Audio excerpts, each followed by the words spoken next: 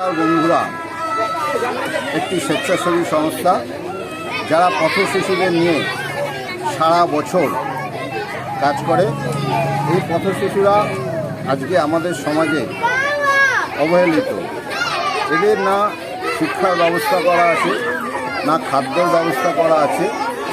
যদি সারা বাংলার এই ধরনের স্বেচ্ছাসেবী সংস্থাগুলো এই আলো ফেরার বন্ধুর মতো এগিয়ে আসে, তাহলে আমি মনে করি এই শিশুদের জন্য আমরা সমাজে কিছু করতে পারলাম। আলো ফেরার বন্ধুরা আজকে জামাই ষষ্ঠী, বাংলা তথা বাঙালির কাছে আজকে একটি শুভ দিন। এই দিনে এই আমের মরশুমে তাদেরকে আম খাওয়ানোর যে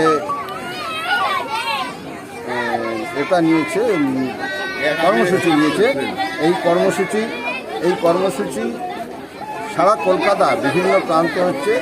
আমি যা শুনলাম প্রায় 400 শিশুদের আজকে আম খাওয়ানো হবে এবং এদের বাচ্চাদের মধ্যেও দেখতে পাচ্ছি বিরাট উৎসাহ আছে এই আম উৎসবকে নিয়ে।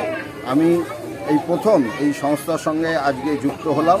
আগামী দিনগুলোতেও এদের এই সমস্ত সামাজিক কাজে থাকবো, এই অঙ্গীকার করতে পারি এবং এদের পথ চলা আরও ভালোভাবে হোক এই কামনা করে আমি আমার এই বক্তব্য শেষ করছি। নমস্কার, সবাই ভালো থাকবেন।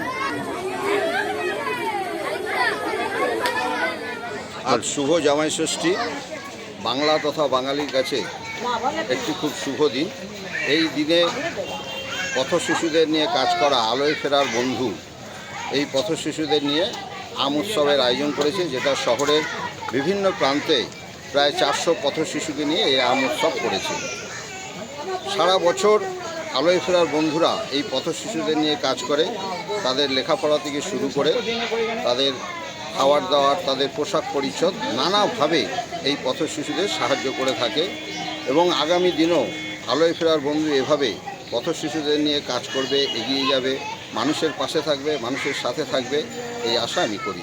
এবং এই মহৎ কাজের জন্যে আলোয় ফেরার বন্ধুদের যে সমস্ত উদ্যোক্তা আছেন, বিশেষ করে সঞ্জয় বসাক সহ অন্য যারা আছেন, তাদেরকে আমি আমার অন্তরের অন্তঃস্থল থেকে অনেক অনেক শুভেচ্ছা এবং অভিনন্দন জানাই। নমস্কার, সবাই ভালো থাকবেন, সুস্থ থাকবেন। Thank you.